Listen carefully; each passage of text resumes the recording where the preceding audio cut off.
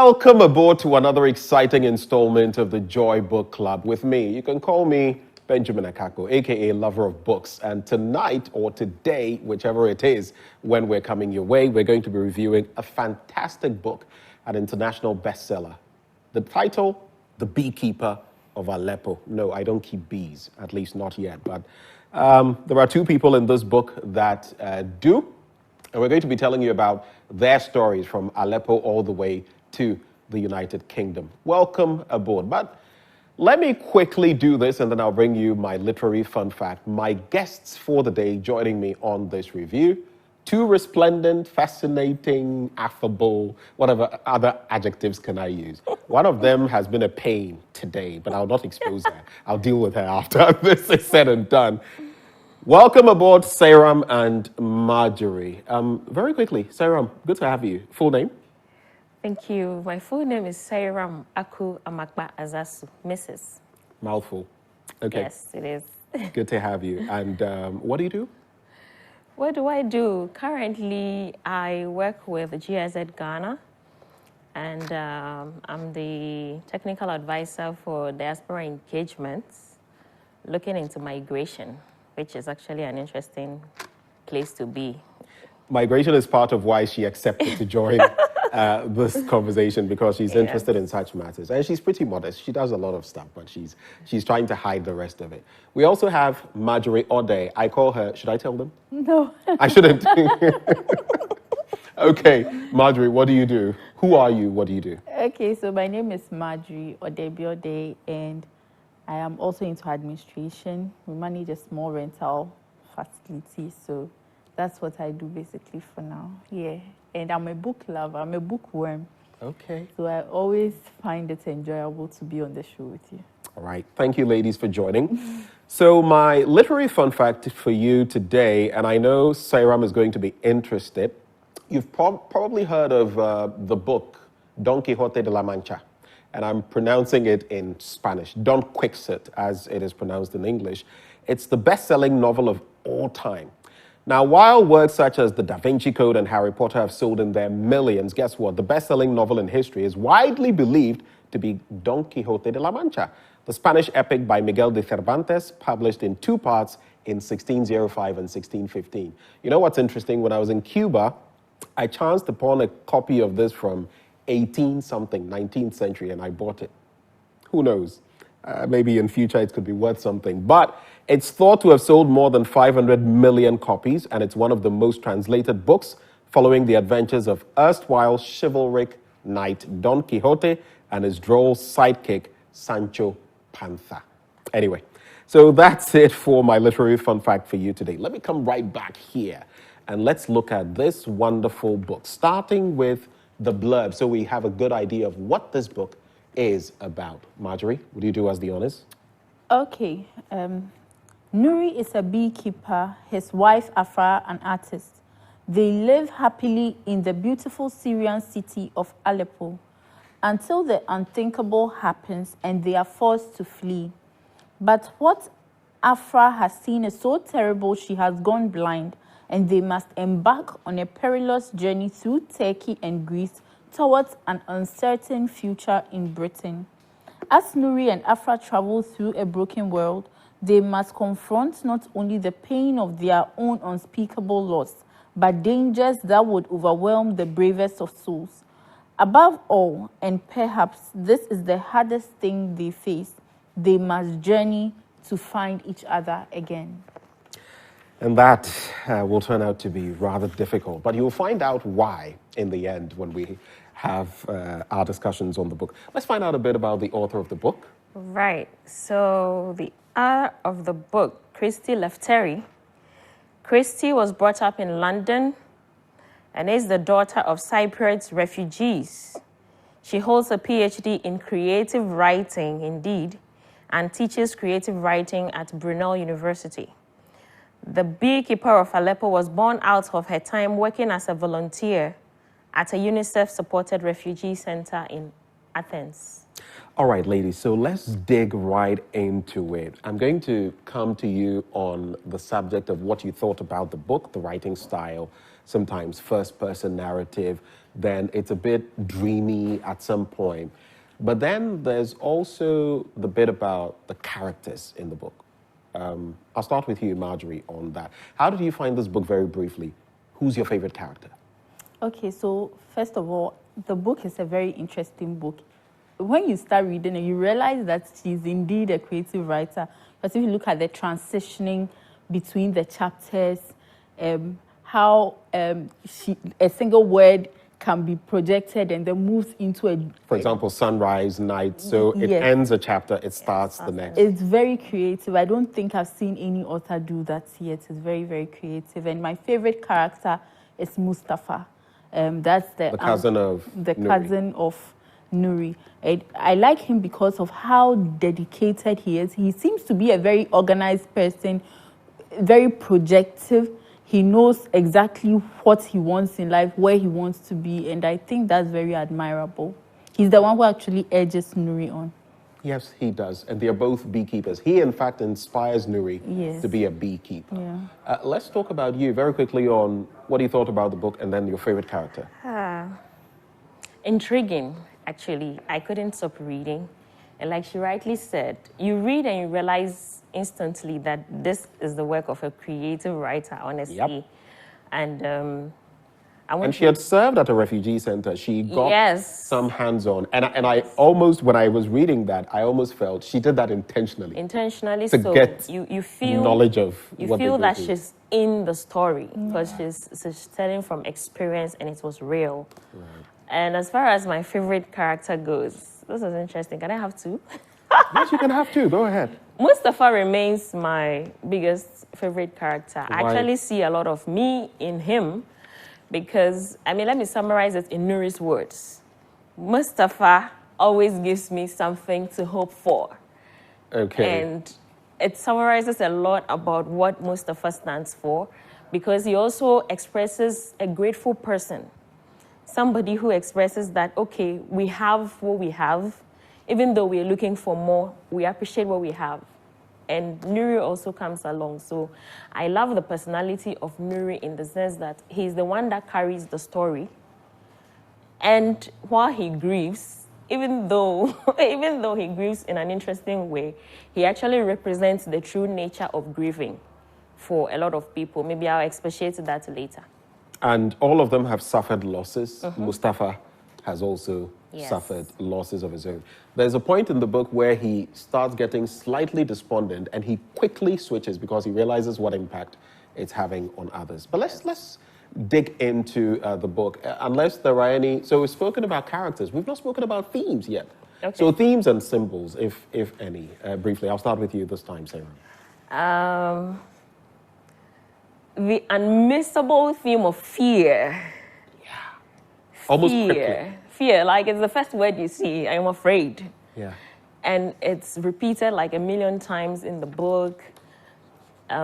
Sammy is afraid of water. Nuri is afraid of touching the wife. The wife is afraid. Everybody is afraid of something. So that theme of fear. Then there's also the theme of brokenness that I couldn't miss. The word brokenness, that you realize that even at the end of the book, the unbroken sky is that perfect imagery with which the author lives us. So the theme of brokenness actually stood out for me. And then friendship. Friendship, indeed. Friendship, the friendship between Mustafa and Nuri. At the end of the day, the author actually uses the word friendship. So way before I met the word, I figured that there was this beautiful friendship that those two, even though they were cousins, which means they are related, not all relatives are friends. Yes, so that is very key. So I'll hold you there so you don't say all the themes. Are there any quickly you'd like to get into? Yeah, so three stood out for me actually. Family, war, and dedication. Okay. Because we see how a family that is living together in their own perfect world in Syria, in a part of Syria, they are torn apart by war, and then they have to journey to find each other again at the other side of the world, which is really, really far from home. And we see the dedication, like how Nuri is so dedicated to his wife. Amidst all that he is also personally going through, he takes care of her till the very end. And, you know, Benjamin, it's very interesting because while I was reading the book, starting from the starting part of the reading, I got flashbacks of Chimamanda Adichie's Half of a Yellow Sun, and then the Bang Bang Club, because they are all about war, and I think we've had very interesting reviews of those books as well. So, yeah. Interesting stuff. You've all hit the nail on the head, of course, the theme of war, but something else that it's like an ephemeral, fleeting bit, but I couldn't miss it. The theme of rape as well, because Afra, Nuri's wife, gets raped at a point. And if you know anything about migration, you know that it's a recurring theme for such people seeking greener pastures, and how sometimes, unfortunately, people are taken advantage of. Well, let's get into the reading now. I am scared of my wife's eyes. She can't see out, and no one can see in. Look, they are like stones, gray stones, sea stones. Look at her. Look how she is sitting on the edge of the bed, her nightgown on the floor, rolling Muhammad's marble around in her fingers, and waiting for me to dress her. I am taking my time putting on my shirt and trousers because I am so tired of dressing her. Look at the folds of her stomach, the color of desert honey, darker in the creases, and the fine, fine silver lines on the skin of her breasts, and the tips of her fingers with the tiny cuts where the ridges and valley patterns once stained with blue or yellow or red paint. Her laughter was gold once. You would have seen as well as heard it. Look at her, because I think she is disappearing. I had a night of scattered dreams, she says. They filled the room. Her eyes are fixed a little to the left of me. I feel sick. What does that mean? They were broken. My dreams were everywhere, and I didn't know if I was awake or asleep. There were so many dreams, like bees in a room, like the room was full of bees, and I couldn't breathe. And I woke up and thought, please don't let me be hungry.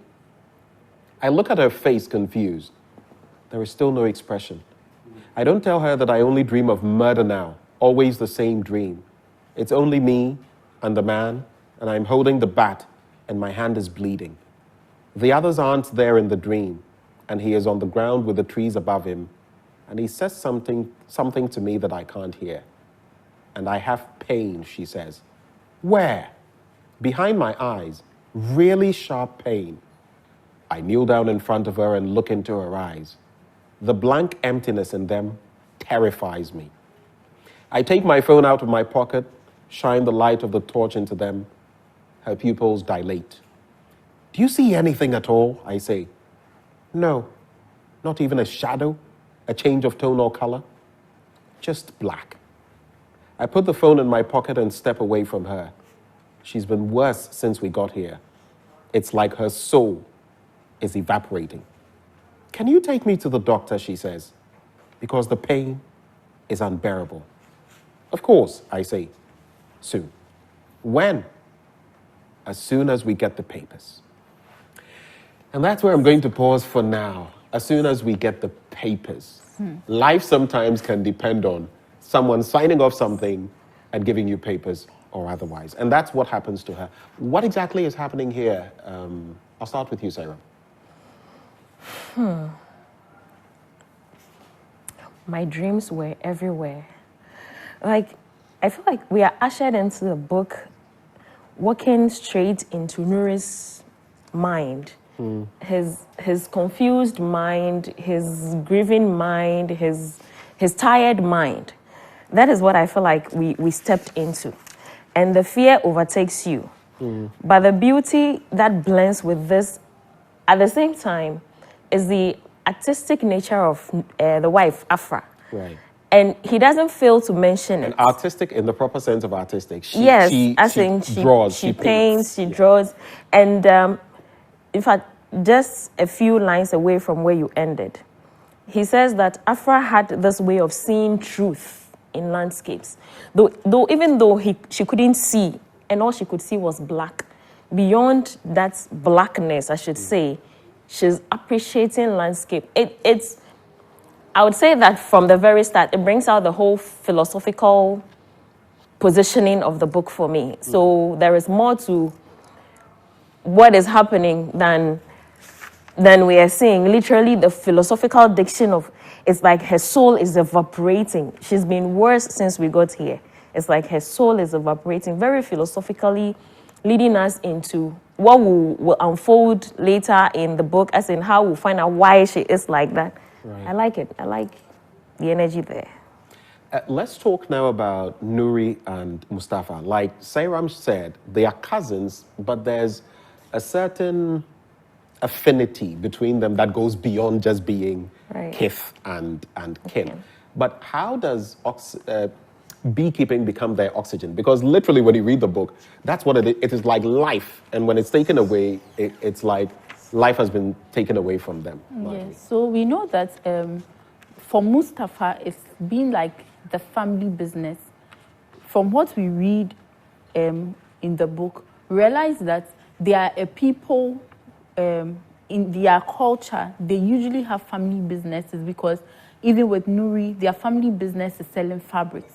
And for Mustafa, their family business is beekeeping, which he has also taken on to the extent that he goes to school to learn about the composition of honey, and then he makes a business out of it. So when their paths cross, it's like he's able to impact his cousins so much. After 15 years, they were apart after Mustafa lost his mother, and their paths are able to cross, and he's able to impact his cousins so much that he doesn't want to continue with his father's legacy anymore, fabric making. He wants to do this, all he wants to do, and he does this at the expense of his father's happiness. Right. You know, and it's something that blows them. I think it becomes their oxygen at the point where they're able to see it grow, you know, and then they see how they are able to understand the bees. It's almost as if they are part of the bees. They know their lives. Yes. You know, and then that's how I think it becomes like... At a point, like it's almost as though they were the bees and the bees were Were them. them. Yes, Literally. because they understand their rhythm. They know when the bees will get angry, and they can even walk into the bees without wearing any protective gear. Protection, yes. You It's know? almost as though they had, and you remember at the That's point exciting. they talk about, I think it was Mustafa or was it Nuri, who makes mention of the fact that with the bees were like, it was so difficult leaving them because the bees had become like family. Yes. Yeah, Like children, like brothers and He sisters mentioned that. to them. But let's take a brief look at page 16, Sairam. There's something I'd Okay. like you to read there from the second paragraph. What is it, Mustafa, from that point? 16. What is it, Mustafa? I said one evening when the Hab and Afra were loading the dishwasher after dinner. The herbs blooming love, sending the birds up past the buildings and into the night sky. You don't seem yourself lately. The political situation is getting worse, he said. I knew he was right, though neither of us really wanted to talk about it. He tapped out his cigarette and wiped his eyes with the back of his hand. Things will get bad. We all know it, don't we? But we are trying to continue living like we did before. He stuffed a dough ball in his mouth as if to prove his point. It was late June, and in March of that year, the civil war had just begun with protests in Damascus, bringing unrest and violence to Syria. I must have looked down at this point, and maybe he saw the worry on my face, for when I glanced up again, he was smiling. That's where I want you to stop. And the very next page, 18, actually 2 pages away, it is Mustafa speaking to Nuri and telling him the bees are family to us. Yes. The second. What the second exactly paragraph. was the fear here? What were they afraid was going to happen? You know, I will go back to the writing style, right? That there was a lot of foreshadowing. There was a lot of foreshadowing, and the two of them make us feel like they could anticipate what was going to happen through their emotions. Before we got to page 18, there is on page 11, where Mustafa says, the bees were an ideal society. Yeah. A small paradise among chaos. And that really hit home for me because when he comes back to talk on page 16 about the political situation, you realize that, and that's exactly what Nuri said. we're trying to continue living like we did before. And that is what I would say was the fear, in that they see the world around them changing. They see the war happening, but they are trying to hold on to what they know for fear of the unknown. And for all the losses they had suffered, I think that is the poignant place of the fear, that they don't want to leave the beast. This is like your safe haven. Yeah. So the elements of safety, this is what you know, this is what you're familiar with, this is what keeps you sane. Yeah. Your small paradise among chaos. I guess they were just afraid of losing that small paradise among chaos, right? Yeah, they definitely were.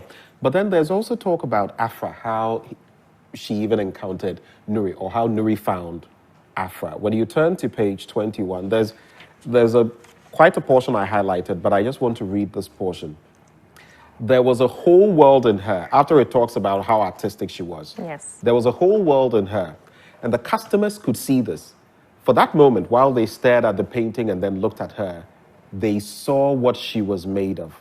Afra's soul was as wide as the fields and desert and sky and sea and river that she painted, and as mysterious. There was always more to know, to understand, and as much as I knew, it wasn't enough. I wanted more. But in Syria, there is a saying, inside the person you know, there is a person you do not know. I loved her from the day I met her at my cousin Ibrahim's eldest son's wedding at the Dama Rose Hotel, Damascus. I found this so beautiful. How Nuri talks about meeting Afra and what it meant for him. It was just touching. But from that scene, then we are thrust into the reality. Marjorie, Afra is blind. Yeah. Things are not going according to plan. And then they encounter Lucy Fisher, who is a migration or an immigration agent. Tell us a bit more about when disaster has struck and how they are trying to find their way out of where they are in Aleppo. Okay, so what happens is after the riots gets worse, and then the war begins, there's bombing and a lot of chaos in Syria, in their part of Syria, which is Aleppo. And what happens is, what actually I think affects their family and leads to their state of brokenness is the death of their son. I think they had tried to keep him so much away from harm's way, but then one time he wears his favorite shirt. A lot of the families have left the area anyway, but they are still there, which I don't know why they kept so long, maybe because of the bees. And they are there, and the boy wants to go out to play, and the mother feels like, okay, maybe just this one time, because for 2 days, the bombings have not been as rampant as they usually are. Not knowing that that's the day that the bomb was going to be dropped. I don't know if the pilot overhead saw a little boy playing and said, hey, there's a family here, let's get to them or what. So just as Afra hears the whistling of the bomb dropping or something, she runs out, tries to get to the boy, and before she could even get to the door, there's an explosion. She sees the flash of light, and then she has to witness her boy dying. That's the last thing that she says she saw. She saw his eyes looking up to the sky, and he was dying. And since that time, she couldn't see anything anymore. And her husband also tried to shut the boy out of his mind. And since then, he had been trying to get her to leave Aleppo for the UK because Mustafa had taken the lead. They didn't want to, but after the bees were burnt by vandals, they felt like, okay, it's time to move. And he ran away because he also killed some, he killed some soldiers who were killing some boys as well. So he had to flee for his life at that point, and he urged Nuri to come along. And Nuri's wife, Afra, doesn't want to go. I think she feels that, okay, I also want to die. You've killed my boy. What's there to live for? Let a bomb hit me also. But I think after their house was invaded by some soldiers, the reality hits her that I'm going to die if I don't leave this place. So she tells her husband, I'm done. I'm done with the grieving. It's time to go. And I think that's what leads them out of the place. From 49, pages 44 to 49, there's a lot that happens. But Marjorie, I want you to read a bit from 44, leading into page 45. Okay. From In the Morning, the Muezzin. Marjorie. Okay. In the morning, the muezzin called to empty houses to come and pray. I went out to try to find some flour and eggs before the bread ran out. I dragged my feet in the dust. It was so thick, like walking through snow. There were burnt cars, lines of filthy washing hanging from abandoned terraces, electric wires dangling low over the streets, bombed out shops, blocks of flats with their roofs blown off, piles of trash on the pavements. It all stank of death and burnt rubber. In the distance, smoke rose, curling into the sky. I felt my mouth dry, my hands clench and shake, trapped by these distorted streets. In the land beyond, the villages were burnt, people flooding out like a river to get away, the women in terror because paramilitaries were on the loose and they feared being raped. But there, beside me, was a damask rose bush in full bloom. When I closed my eyes and breathed in the smell, I could pretend for a moment that I hadn't seen the things I'd seen. When I looked up from the ground, I saw that I'd reached a checkpoint. 2 soldiers stood in my path. They both held machine guns. One of them wore a checked keffiyeh. The other one took a gun from the back of a truck and pushed it against my chest. Take it, the man said. I tried to mimic my wife's face. I didn't want to show any emotion. They would eat me for it. The man pushed the gun harder into my chest, and I stumbled, falling back against the gravel. He threw the gun on the ground, and I looked up to see both men standing over me. And now, the man with the keffiyeh was pointing his gun at my chest. I could no longer stay calm, and I could hear myself begging for my life, groveling with my knees in the dust. Please, I was saying, it's not that I don't want to. Go ahead. It's not that I don't want to. I'd be proud. I'd be the proudest man in the world to take that gun in your name. But my wife is very ill, gravely ill, and she needs me to look after her. Even while I was saying this, I didn't think that they would care. Why would they? Children were dying every minute. Why would they care about my sick wife? I'm strong, I said, and intelligent. I'll work hard for you. I just need a few days. That's all I'm asking for. The other man touched the man with the keffiyeh on the shoulder, and he lowered his gun. The next time we see you, the other man said, either you take a gun and stand beside us, or you find someone to take your body. I decided to go straight home. Okay, so we can end there. Interesting scenes. I mean, just imagine yourself in such a scene. Between life and death. And they would have shot him. Yeah. You either join the cause or we die. level you to the ground. He goes straight home and does what? He goes straight home, and then he packs his wife's stuff and he stuffs his things. But Afra doesn't want to go. Afra doesn't want to go because she doesn't see the need to, so he just starts packing everything into the bag. We are leaving, whether you like it or not. And Afra says, I don't want to go. And he says, if we don't go, they will kill me. And Afra actually thinks that he's making it up. He says, no, I'm not making it up. He narrates everything to her. And for the first time, he sees fear on her face. Because he said that they said I should find someone to take my body. So I think the thought of that scared her. just frightened, because it looked like all along she had just been selfish, thinking about her grieving and what the impact the loss of her child had on her, without really thinking about the husband. And this is interesting because in Half of a Yellow Sun, Ugu was also recruited into the soldier like that. He had no choice. It's like, you just have to join us or they will kill you. And you do all sorts of things that after the war you regret. Well, it's been interesting so far as we're reviewing The Beekeeper of Aleppo by Christy Lefteri. I don't know whether she's left-handed, but it's a thought that came to mind about her name. It's a wonderful, wonderful book. we are sharing snippets of it with you, and we're hoping that you'll grab a copy of this wonderful book. We want to create the culture of reading, or at least have more people interested in reading. I know the cost of books now is inhibitive, but better buy a book than maybe expend it on some of the things we do.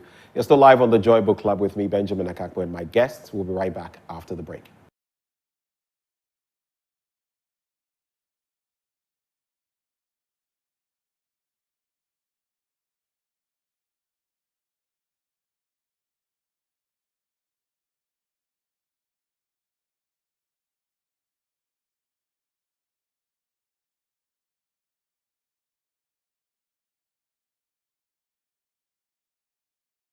Thank you for staying. Hopefully you've enjoyed the review so far. We're back reviewing The Beekeeper of Aleppo, a wonderful book, an international bestseller by Christy Lefteri. And for now, I'm going to give you my word in action very quickly. Let me transport you to page 289 of the book. And the word is scrunched. Scrunched. So it's like crunch with S before it. It's spelled S-C-R-U-N-C-H-E-D. Of course, if you're putting it in its simple past form. And guys, you remember where Nuri hasn't had a bath in a long time. His wife does have a bath. She comes out smelling of soap because they've been in a camp and all of that. And then they are sort of playing, remembering how they were. So, you smell like sewage, she said. And I leaned in and tried to kiss her. And she scrunched up her face, doing something like, you know, when you do that, she scrunched up her face and pushed me away laughing. And for that moment, we were both the people we used to be. So what does this word mean? It's used verbally here as a verb. It means to make the noise produced by hard things being pressed together, or to press hard things together so that they make that noise. It also refers to crush material such as paper or cloth into a rough ball in the hand. But when you make that action with your face, you know, this looks like, kind of like you've squeezed up paper. Mm-hmm. Yeah, so that's the meaning of that word. And that's how it's used in the book, scrunched. But let's get back to our story. So from page 65 onwards, and we'll have to go a bit quickly from here, you would see that they have fled. Then there's this page about Abbas, but I want us to go even further from there. Pages 77 and 78. The B and B, and they're meeting this Moroccan man. I want to read a bit of it because it reminded me of Ghanaians and that journey. Do you know there's a place in Ghana where I'm sure even if you went today, you would hear people loading. Yes, Libya, Libya, Libya. The same way you are going to. Really? So yeah. Let me get there. There is a new resident at the B&B. His shoulders are so sharp and his back so bent that when he sits in the chair hunched over it, looks like he has wings under his t-shirt. He is talking to the Moroccan man, and they are both trying to communicate in a language they don't know very well. The Moroccan man seems to like this young man. His name is Diomand, and he is from the Ivory Coast. He glances at me from time to time while he is speaking, but I don't show him that I am paying any attention. The bee is still alive. I located her in the garden perched on the same flower where I left her. Once again, I coaxed her onto my hand and brought her into the sitting room with me, and now she is crawling up my arm. Most of the time, my eyes are fixed on the patio doors. I focus on Diomand's reflection and on the dappled shadows of the trees behind it. I was working in Gabon, Diomand says, and I heard I should go to Libya, that there are many opportunities there. My friends say there was war there, but now it is safe. So I decide to go and get a good job. I pay 15,000 CFA francs to drive 8 days through the desert, but I was captured and put in prison. You know, this also struck me because just sometime last year, someone I think I had met somewhere was caught up in Libya. I actually went back and looked at the WhatsApp messages. And he reached out to me at some point on my phone that, listen, I traveled, I did the Libya thing, ended up in prison, nearly got killed.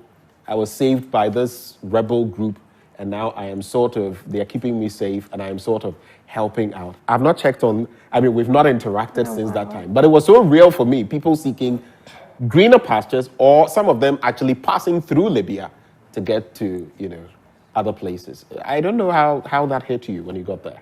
Yeah, it was relatable because we hear all these stories of how people try to get into Europe through Libya, and then they try to cross the seas into Europe and they get captured. If you are not captured and put into prison, your boat is likely to subside. And I think it's a reality that maybe because we are not so... I personally do not know any people who have attempted such a perilous journey, but we hear the stories and then, you do. Obviously. In my life. How does that feel, though? I think there was this lady who came back. We had to fight for her, get some sort of... I forget whether she was in Bahrain or some place like that, but it was.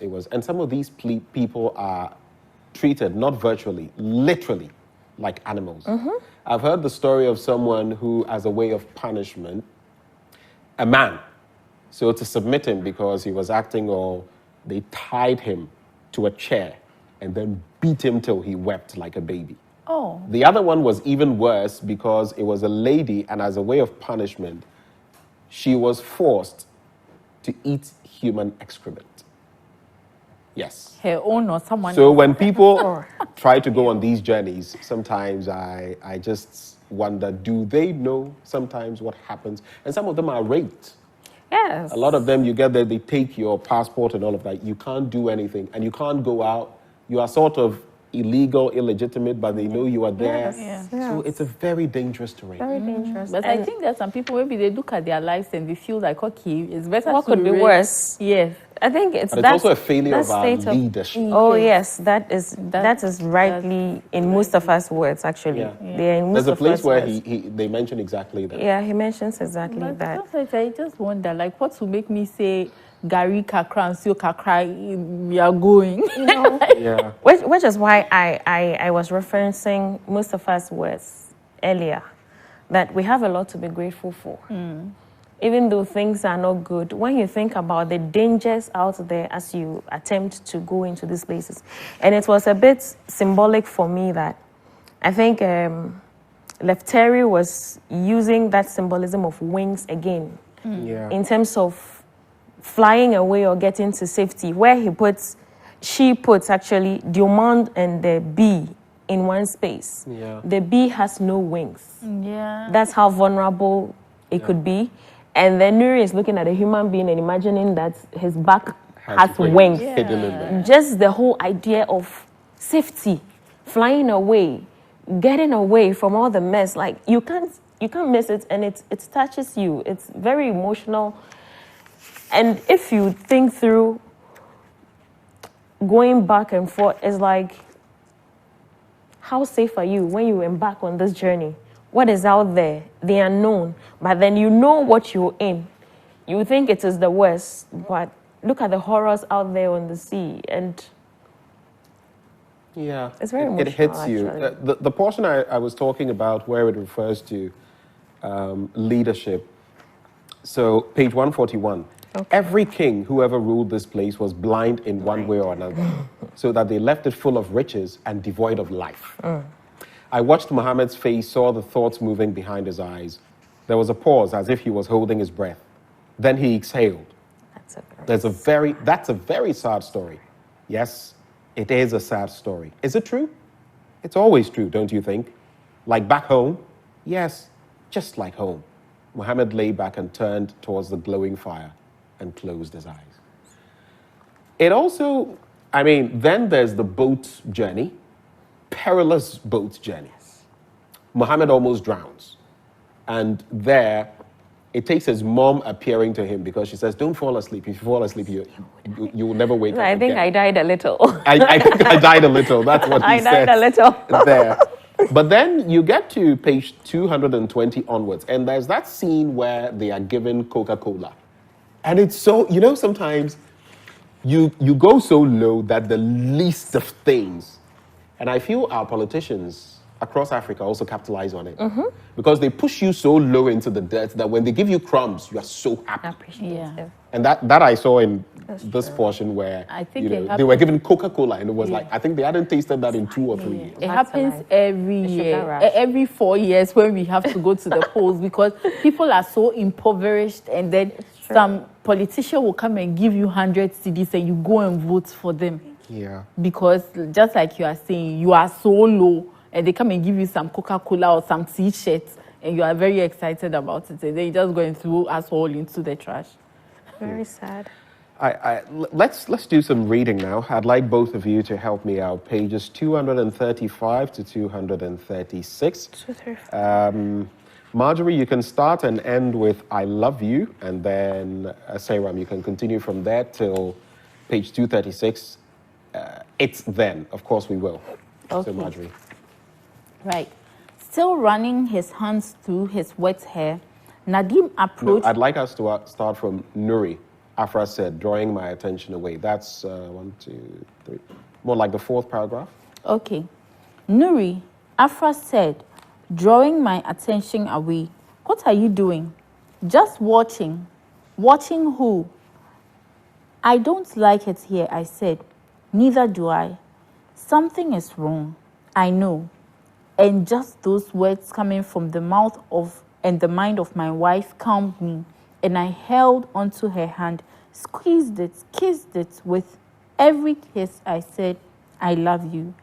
I love you, Afra. I love you. I love you. Okay.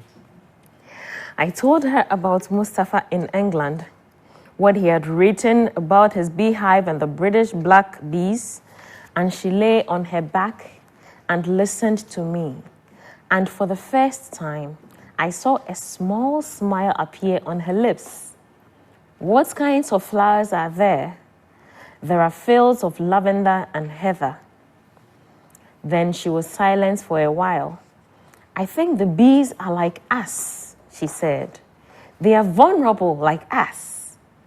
But then there are people like Mustafa.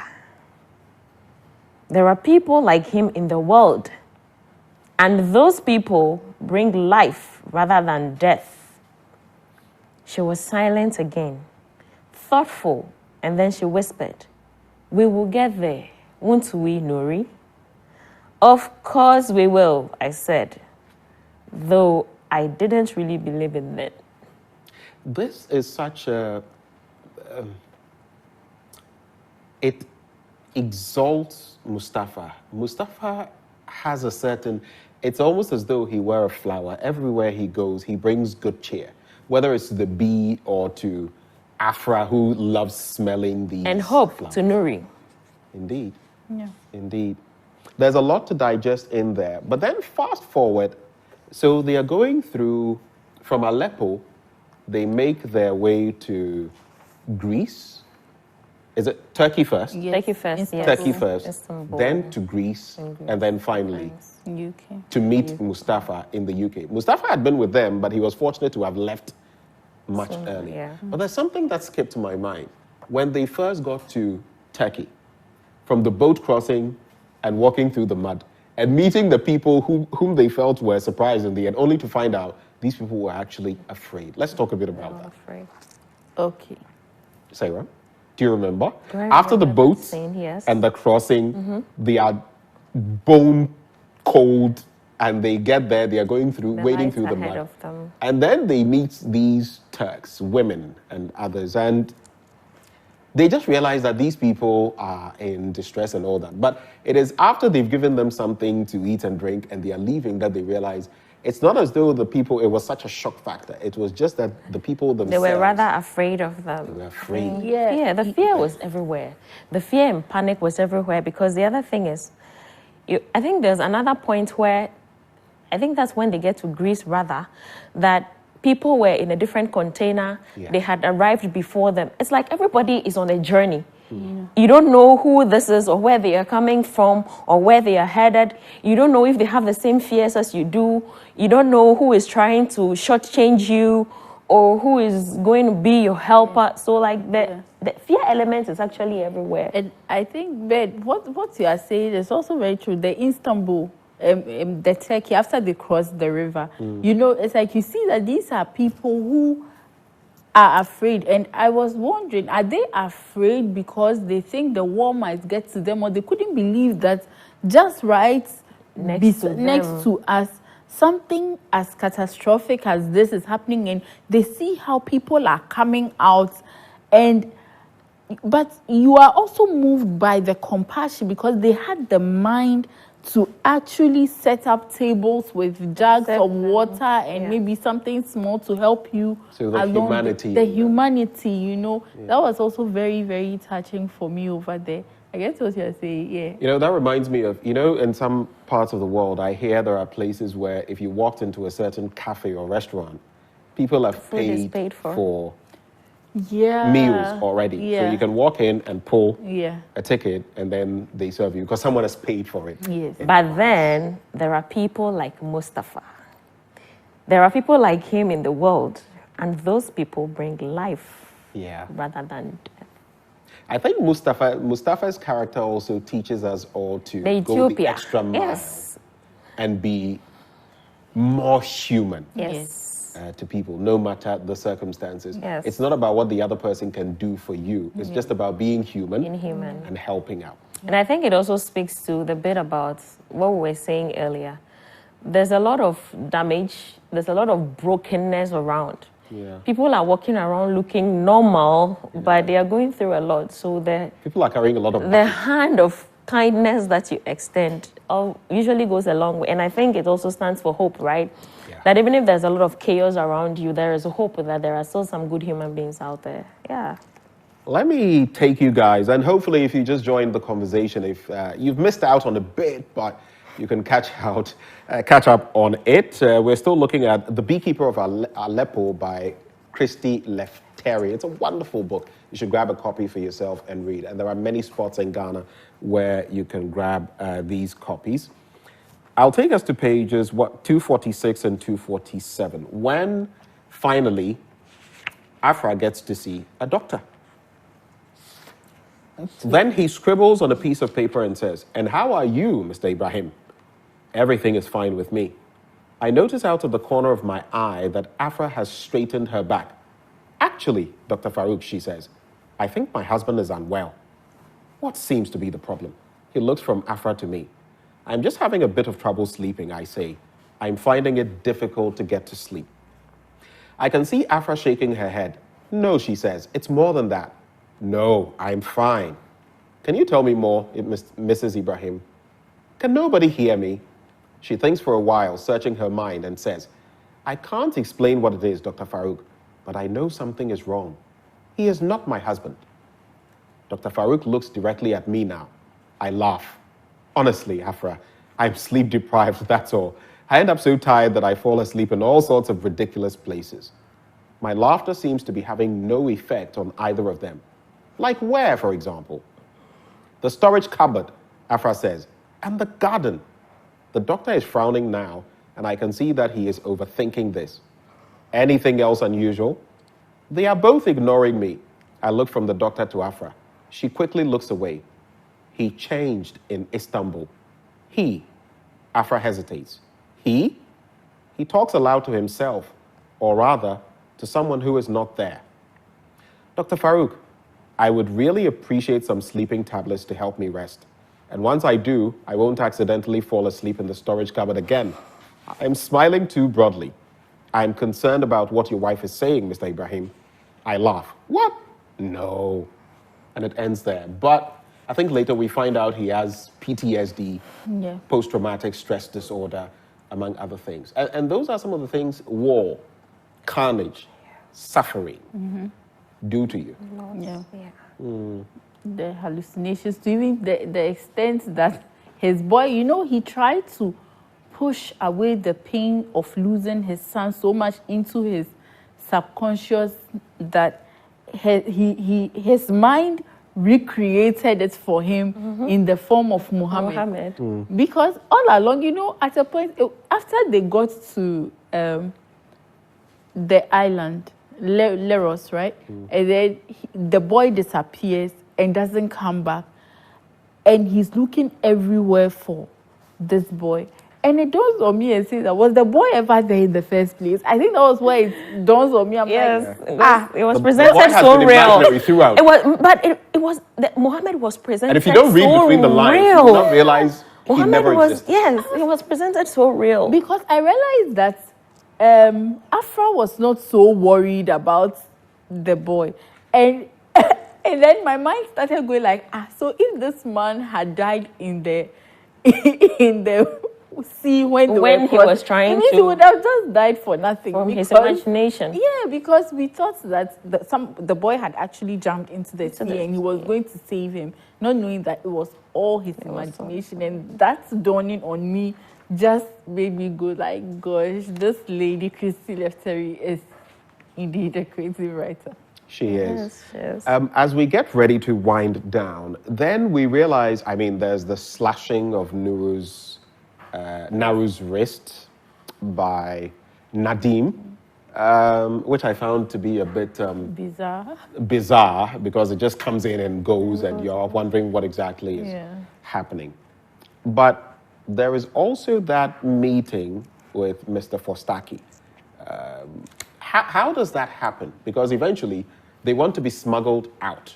And he laughs at them when he says they want to go to the UK, because that is like, you can go to Denmark or some other place, but the UK is going to cost you a lot. A lot more. What goes on with the bargaining before we even get to the rape incident? Sarah. I want to know what Marjorie thinks. Okay, Marjorie. Okay, so I think everyone they encountered, right from when they first arrived at the island in Leros, and then they asked the police officer asked them, how far do you want to go? And he said the UK. He was like, ha. So everyone has been laughing at them like, Now are you correct? you are lucky. I say I'm all live super speed, Well, that's an interesting. That's a funny one. You've been given a lift and you want the person to see. Yeah, so it's like when they meet for Saki, it was at a point that they realized that, on the island of Leros, things had been sped up for them. It looks like Leros, the people were more proactive. People were coming and people were going. Their papers were being worked on faster than when they got to Athens. In Athens, it looks like because Macedonia had locked its borders, they were stuck. There were lots of people coming in and no one was really going out. So I think after they'd been there for a while, they realized that, and they didn't like it at all, because unlike the other places where they were given proper shelter, over here they are just under some palm trees by some woods, and they've been given a blanket with an umbrella and they have to survive there. And I don't know how long it was, but it looked like it was for several weeks till it dawned on him that, see, if we don't do something, we are not leaving here.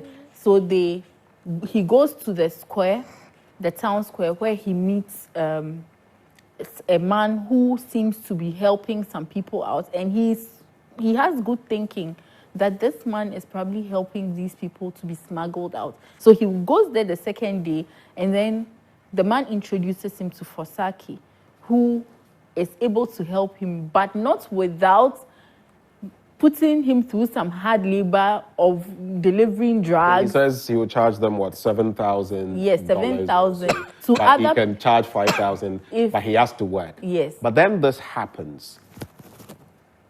When I got to the apartment, I here being Naru, I rushed up the winding staircase and into the living area, but the key was not on the coffee table where I left it, and the door was locked. Mind you, his wife had insisted that he lock her in. I knocked and there was no answer. Afra, I whispered, are you asleep? Can you open the door for me? I waited like that with my ear to the door, but I could hear nothing, no answer and no movement. So I resigned myself to catching a few hours sleep on the sofa. I was just lying down when I heard the key in the lock and the door open. Afra stood there. I looked at my wife's face and I immediately knew something was wrong. The morning light that reflected so coldly off the walls of the other buildings revealed a scratch on her face, red and raw, running from her left eye to her jawbone. Her blonde hair was a tangled mess around her face. In this moment, she was not my wife. I could not recognize her. I could not find her.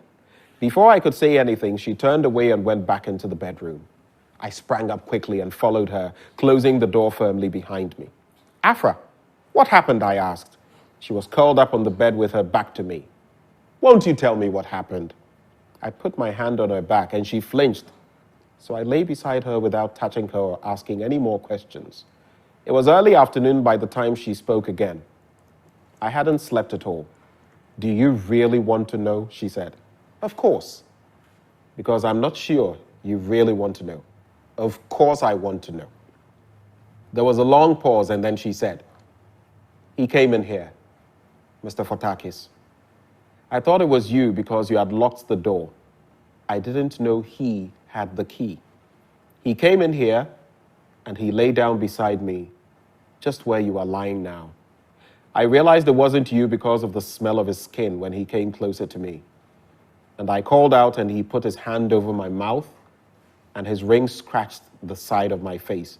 And he told me I should be quiet or you would come back and find me dead. She didn't need to say anymore. Do you know what is even more biting? The fact that later he told him, oh yes, now you're a hard worker, you've done your work, it's time. They were actually going to smuggle them without even acting as though he were guilty of anything. And in that moment, Nuri wanted to pull out a knife and stab him. I mean, imagine your wife, and this has happened, all because you are fleeing a war. But in the end, we've run out of time. How does the story end? Marjorie, I'll start with you and then Sayram. And then I'll take, so you can add how the story ends and what your lessons are that you picked from the story. A minute each.